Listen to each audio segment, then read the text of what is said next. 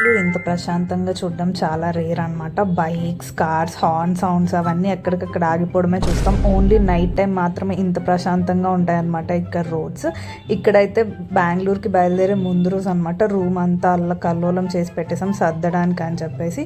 Without any plan, PG ఏం చేయాలి ఏం తెలియకుండా మేము ఆ రోజు నైట్కి నైట్ అయితే బెంగళూరు బయలుదేరిపామన్నమాట.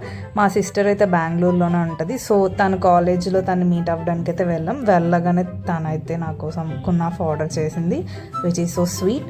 సో మేమైతే తినేసి కొంచెం సేపు తనతో టైం అయితే స్పెండ్ చేసేసి పీజీ వెతుక్కుందాం అని చెప్పేసి బయలుదేరిపామన్నమాట. అప్పటికే మాకు 3:30 అయిపోయింది. సో ఇంకా మేము వెళ్ళి పీజీ వెతకడం స్టార్ట్ చేసాము.